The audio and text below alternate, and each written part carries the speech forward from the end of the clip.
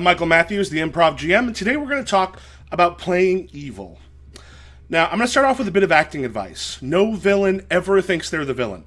Find what you can to connect in even the most atrocious person and use that to find some bit of humanity, even if it's layered under a lot of vile deeds and thoughts. Now, for our purposes, I'm going to define evil as follows. A person who will actively cause the suffering of others for advancement of their own goals. Now, I didn't look this up or spend hours debating the world, but for role-playing games where we play people who do stuff, this seems to work. And to be frank, the moment someone says, I want to play someone evil, my gut reaction is to say no. Because there's a decent chance they're not thinking about a person. They're thinking about a caricature. Look, people are complicated. I want to play evil is simplistic as fuck, usually.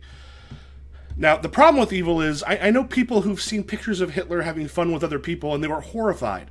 There's a picture with him playing croquet with friends or posing with a young girl who was a daughter of a friend of his, and to see someone who's become pretty much the embodiment of evil in our times just chilling with friends was something a lot of people find shocking, and it shouldn't be. Evil people who do enough evil things that we feel comfortable today calling them evil, regardless of your religious background. Even atheists can go, dude's evil, we can all agree on that. Those people aren't mustachio-twirling vaudeville villains who are going to tie a damsel to the track because she's so pure and he's so evil. Evil people they're people.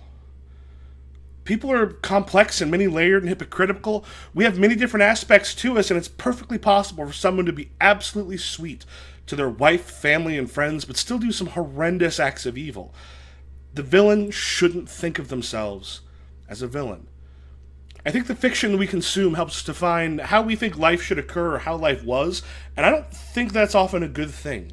For example, romantic movies tend to focus on that honeymoon period of a relationship, and don't like to touch on the grind that's part of a long-term relationship. I mean, the grind is not terribly interesting. This leads people who think relationships are supposed to be like a romantic comedy and always explosions or breathless passion, and that's not how people work. I know people who've broken up because they are expecting life to be something it's not, because that's what they see in fiction. There used to be movie codes where the villain had to be punished, so the writing in the films got you to a place where you were satisfied with that villain, even if he was the main character, getting caught. That often includes them crossing certain lines. Now, during Deadwood, David Milch talked about the resistance to the cussing in the show, and he pointed out, you don't leave civilization to go out into the wilderness because you're overly civilized. Westerns made in the time of the Hays Code gave us our idea of what a Western should be, and that idea is kind of sanitized from what the actual reality would have been. But now we have plenty of fiction that portrays people as more complex than it used to be, especially in films and television.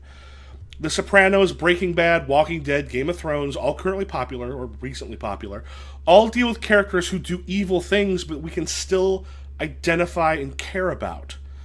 Walter White in Breaking Bad does awful things. He murders people, he destroys lives, he rapes his wife at one point. He becomes evil. But he's capable of kindness, he's an interesting character, and we root for him. We are in his corner so much that he does awful things, and we still look at the parts of him that we want to see continue. Tony Soprano murders someone while his daughter is looking at colleges, but we like Tony. Jaime Lannister starts off the first episode of Game of Thrones by throwing a child out of a window.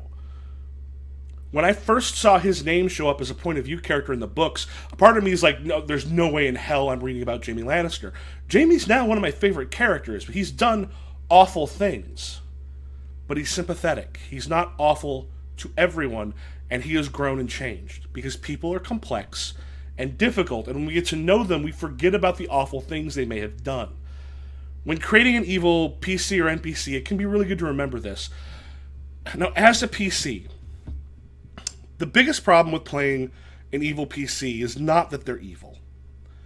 A lot of times, it's the person who wants to play that character doesn't want to play evil. They want to play chaotic, stupid bastard. I'm going to steal everything and betray the party and kill everybody. That's not evil. That's a cartoon. Someone who goes around and just kills everyone is likely going to be killed. Someone who betrays the people they're with, those people are not going to be with them for long. What makes someone like Anton Chigurh, who's like a walking force of nature, that is this sort of evil person, and No Country for Old Men so interesting and compelling is that he is this like force of nature. He's fascinating in this story, but like a television show all about him would get boring very quickly.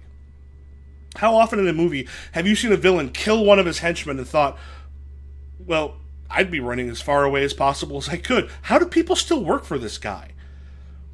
It's just as a PC, if you're playing Chaotic Stupid Bastard, you're playing someone whose only trait is that they're a major asshole and evil. That's not a character. That's a quirk being dressed up as a person. And unfortunately, there's a lot of like character advices for players that's essentially take a few quirks, turn that into a person. Now, we have plenty of fictional examples of evil people who have a code, people they care about, who have a form of honor, who don't run around kleptoing up stuff from everyone they know. Someone who's evil is basically willing to cause suffering or doesn't care about the suffering left behind so long as they're accomplishing what they want or feel is necessary. They don't have to go out and cause it for no reason. And some people they know and care about, they treat them the way we consider a good character would treat their friends, because that's what they are. They're friends. We see Tony Soprano go out and be nice to a whole lot of people. Jaime Lannister genuinely cares about people, even if he's done awful things. So if you're playing an evil character, you feel that your desires are important enough that bad things happening to people that you don't care about are fine. Now, Elie Wiesel said that the opposite of love is not hate, it's indifference. Indifference to the suffering of the people who are other, who are not, then capital O other, who are not in the group you care about, that becomes evil. And if you're wanting to do an evil character, look to who you're indifferent from. You're not going to go out of the way to betray your friends. They are still your friends, even if you're evil. Evil people have friends. Look at Congress. Playing evil is valuing certain other people less than you value yourself. It's not a motto a character puts up on their wall. Everything else about the character is exactly the same. Who are they? Where are they from? What and who do they care about? He's evil does not wipe away those questions. You need to play a person. Now, if you are evil in the party, if you want to play someone who has a darker path than the rest of the party, you need to talk to them about it. You need to use your words and make sure that everybody's on the same spot and everyone kind of knows how this is going to work. You got to figure out what the tone of your game is and where your character would fit in. And sometimes the answer is they won't. And if it's not going to work, don't push it, because all you're doing is just putting a little seed of destruction in the middle of that campaign, and it's going to explode, and you're going to be the asshole. So, are you going to be the villain of the campaign? There are games that support this. Smallville, one of my favorites, for example, we had a villain as one of the players before, and the nature of the game, which replicates an hour-long TV drama, means that you don't just get rid of major characters like left and right. They're there to stay, and those relationships are important. Now, if you're going to play a villain in a game where death is fairly common, that's probably not going to work particularly well, because combat and death are super common in role-playing games. Triumphing over a foe generally means that foe is dead. The culture of that kind of game usually means that life has less meaning in real life. Killing is not a weapon of last resort. Often it's the default mode of conflict. You could argue with the guard or kill him. If you did that in real life, you'd be an absolute psychotic bastard who would end up in a whole bunch of newspapers and then forgotten eventually.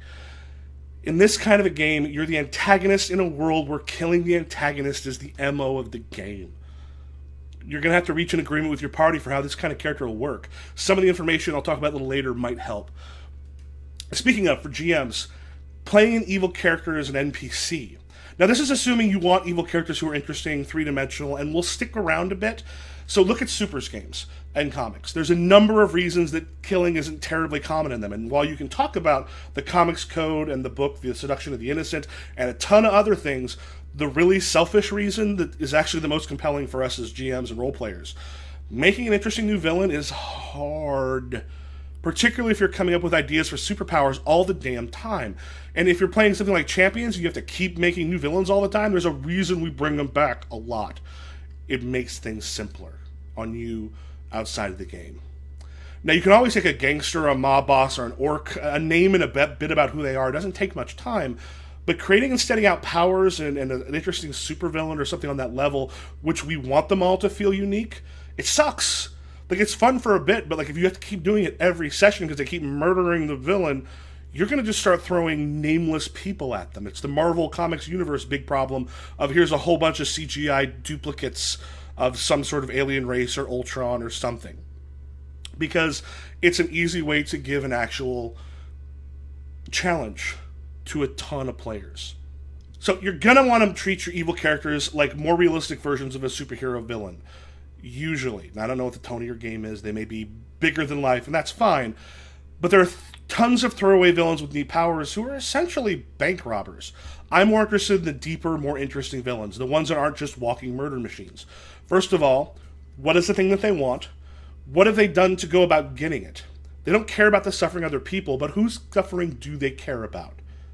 We've got some really obvious things. You've got Mr. Freeze has his wife. There's other characters have children or other people that they actually do care about. What do their friends find interesting about them? They have friends. If they don't have friends, you've kind of made a boring character. There's a reason we use the aristocratic villain as evil but refined so much, because it's much easier to sort of think of someone who has sort of lived above society. They're like, quote unquote, better than us. They're rich. They're born to power. We feel like they couldn't understand or empathize with us regular people, so they can mow them over. It's easy to hate them because they come from massive privilege. It gets overused, but it's effective. Again, look at Congress. So an evil campaign, if you want to focus all of your stuff on evil, as a GM and players, make sure you have people to care about. Evil campaigns to make them actually work and be interesting, and not just you going out and just mowing down tons of cannon fodder people. It needs to highlight the difference between how you are with the people you consider part of your in-group and those who are part of the out-group. I do want to bring up the problem with orcs. The people who decry story game sensibilities as their D&D adventurers are going in to kill orcs, and then they run into, like, grieving orc children, they're not entirely wrong, even though I find that more interesting. In a lot of standard fantasy, orcs are monsters. They're not people. If the players have no reason to not treat them like monsters, it feels like a bait and switch. Like you've gone in, they've done the thing they're supposed to do according to the game they're playing, and you're like, ha-ha, gotcha, you're awful. They didn't set out to play awful people. They thought they were justified by what the game is about. We played Earth Dawn way back when it first came out, and at one point our GM is like, yeah, there's this caravan of orcs, and we went and we attacked and killed the orcs, and then we're like, oh, we didn't quite realize orcs are just people in Earth Dawn. And that changed the way I approach it, because I was so used to, oh, it's an orc, you kill it. What if an orc is just a person? I mean, Shadowrun did this, of course, as well, but Earth Dawn's a fantasy game. So we approach it the way we approach fantasy games, as opposed to the way we'd approach something more modern. So, if you're going to do this, talk to your players. If the players want to be evil, I find that the people who think they're self-righteous work really well for this. What are the PCs wrong about from our perspective? Are the people in the next country over going against the wishes of the character's gods, and if they're not wiped out to the last person, they're going to corrupt the whole world? Is it easier to torture a few people publicly so you don't have to kill everyone in the village to get this thing that is important enough for you to need? Are commoners living the kind of life where death is kind of a kindness because they're born into shit that no one cares about them or they would be rich? So who cares if you kill one? Look at some of those things where you can find that thing to pivot on that turns them wrong. Vince Gilligan, who created Breaking Bad, would often refer to in interviews of Walt's the Precious. Walt was after the precious in his quest for money, power, the meth, whatever. And anyone who stood in his way or threatened that moved closer and closer to a place he wouldn't care about what it took to remove them from his path. In his line of work, death was often the most effective way of getting rid of them. So find that thing that the players care about wrong.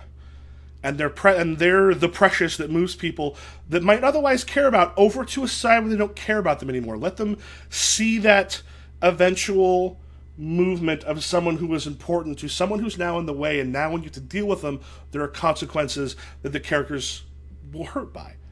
And it's a way of the players exploring the consequences of being evil without them completely changing the whole gist of who the characters are. When I run Dogs in the Vineyard, the characters are following this morality that pretty strictly. I often have a player will say to me, just after they've had their character do something, we're awful people. These are awful people. Because in fiction, they're doing something that the characters would feel is right. In our world, we look at it and go, yeah, that's not how you, that should not be what you're doing. And that's, I think, what makes it super interesting, because they are righteous about it, and the players believe they're right. Sorry, the characters, rather, believe they're right. The players get to see that they're not. So exploring that can be interesting or useful. I mean, pretty much any actor is going to tell you playing evil is a lot of fun, because you get to go to places you otherwise can't. But they've also got a script, rehearsals, and a responsibility of the actors not to be toxic. When I played Iago and Othello, there was a point where I asked the person with me, I went over, like, this is my idea, because I was just supposed to grab my wife, stab her, and throw her to the ground. And I told her, I'm like, listen, what I want to do is, you've betrayed me. And not that I told you not to, like, let people know about this thing I gave you, but you betrayed me and you've led to my downfall. I want you to know who you've messed with and what you've done. So I brought her in for a kiss, which her character was very surprised. Actress completely cool with it. I stabbed her in the kiss, pulled back her head, and then drove the knife the rest of the way and threw her down. And I had someone just goes like, that's gruesome. I'm like, yeah, because here's the thing. I want it to be personal. She betrayed me. I want her to hurt because I'm lashing out, because that's who the character was. And that part's fun, because in real life, if that's my real instincts in real life, I'm a messed up human being. But it's not. You get to those places, and that can be cool. The problem is, in an RPG, you don't have the expertise, you don't have the training, you don't have all of the safety issues, like the safety wheels that are kind of bolted on if you're doing theater. Good luck. Keep an eye on it if you go this route. Do squash down on anything that seems like someone's like antisocial tendencies are coming out, and they're just sort of being sadistic, because that kind of gets... But if you like it, please subscribe, hit share. I'm Michael Matthews. Have a great evening.